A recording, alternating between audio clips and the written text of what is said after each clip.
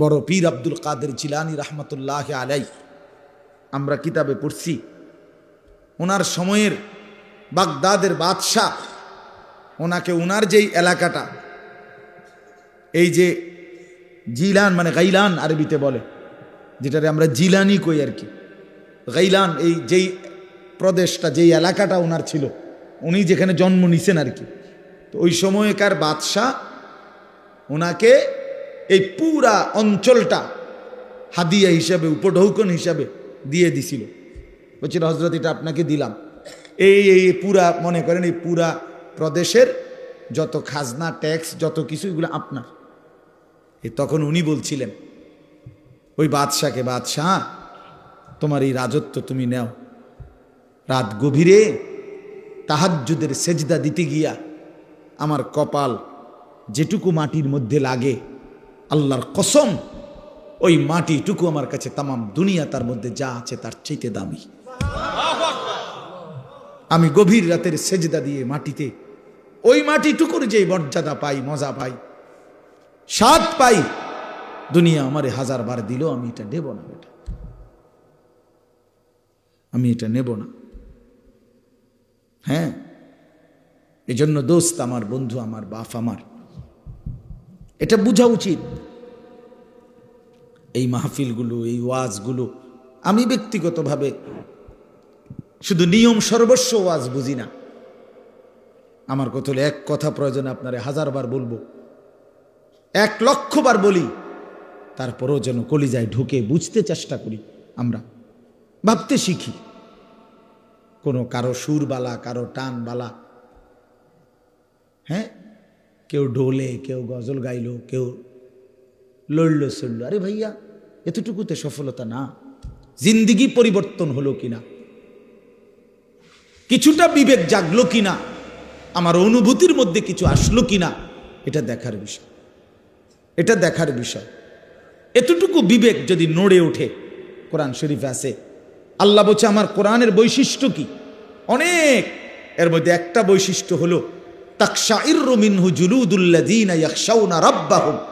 আল্লাহ বলে কোরআনের বৈশিষ্ট্য হলো যার অন্তরে আল্লাহর ভয় আছে, সে যখন আল্লাহর কোরআন শুনবে বা পড়বে, আল্লাহর কসম আল্লাহ বলে তার শরীরের চামড়ার পশমের যেই উপরে, যেই চামড়ার উপরে পশম, এগুলো দাঁড়ায় যায়। তাকশাইরু অর্থ হলো শিহরিত হয়ে উঠবে। সুম্মা তালিনু জুলুদুহুম ওয়া কুলুবুহুম ইলা যিকরিল্লাহ। আল্লাহ বলেন আমার কোরআন শুনতে শুনতে বান্দার অবস্থা এক পর্যায়ে এমন হবে যে তার সারা দেহ এবং দিল আমি আল্লাহর স্মরণে ঝুঁকে পড়বে, সেজদা দিবে, যে হায় মালিক আপনি এত বড়, আপনার শান এত বড়, আপনার সৃষ্টি এত বড়, আপনি কত বড়, আপনি কত বড়। এজন্য বন্ধু বাপ, আমি এতগুলো কথা বলছি, লম্বা করে ফেলছি কথাটা, এই প্রসঙ্গটা আর কি।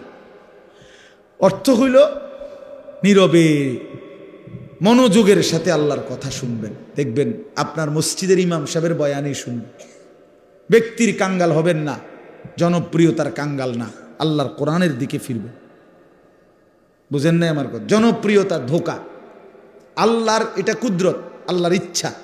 কেউ আল্লাহ কাউকে 1000 মানুষের সামনে বলায়, কাউরে দিয়ে আল্লাহ 10 জনের সামনে বলায়। এটা কোনো 10 জনের সামনে কথা বললে আল্লাহর কথা, আর 1000 সামনে বললে এ কোনোটার মধ্যে সফলতা কিংবা ব্যর্থতার কিছু নাই।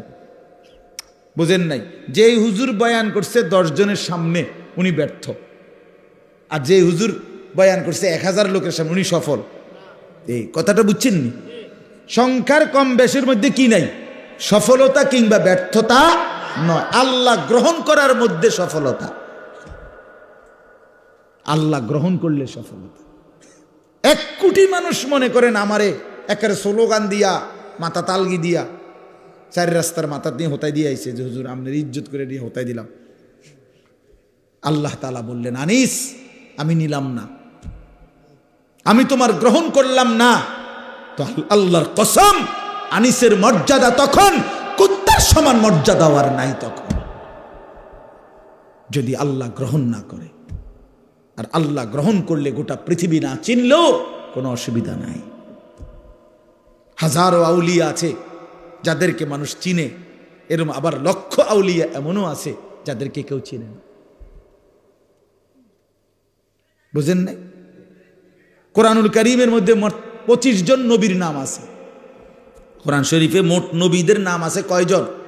তো নবী মোট 25 জন। তো বাহিরা কই? বাকিদের কই?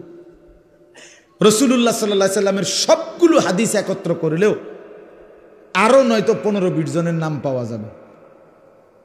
তো নবী মোট 30-35 জন। কথা বুঝছেন না? তো বাকিদের নাম কই? তো বাকিদের নাম যে পৃথিবীর কেউ জানে না, এই কারণে ওনারা ব্যর্থ। নাউযুবিল্লাহ। কথা বুঝছেন নি? কথা রাসূলুল্লাহ সাল্লাল্লাহু আলাইহি সাল্লাম বিদায় হজ্জে যে সময় ভাষণ দেয় হজে, তখন নবীজির সামনে ছিল 1,20,000-এর চাইতে বেশি সাহাবী। হজ্জের মধ্যে আসছে যারা, তো হজ্জে তো আর একেবারে বুড়া গাড়া বাচ্চা কাচ্চা সব আইছে না, বাইতো তো আছে আরো বহুত। বুঝেন না এই কথাটা? বুড়া মানুষ আছে, সবাই তো আর একেবারে ঘর চুক্তি পুরা সবাই আইসে পড়ছে না। কারণ নবীজি সাল্লাল্লাহু আলাইহি সাল্লাম তো হজে আসছে মদিনার থেকে। মদিনার থেকে গেছে কোথায়? মক্কায়, বিমানে নাকি? তো তখনকার সেই রাস্তা, কোথায় রাস্তা কোথায় কি, যাই হোক, তাহলে এই 1.25 লক্ষ নবী সামনে সাহাবী ছিল। তো বাড়ি ঘরের মধ্যে তো আরো আছে, সেগুলা বাদ দেন।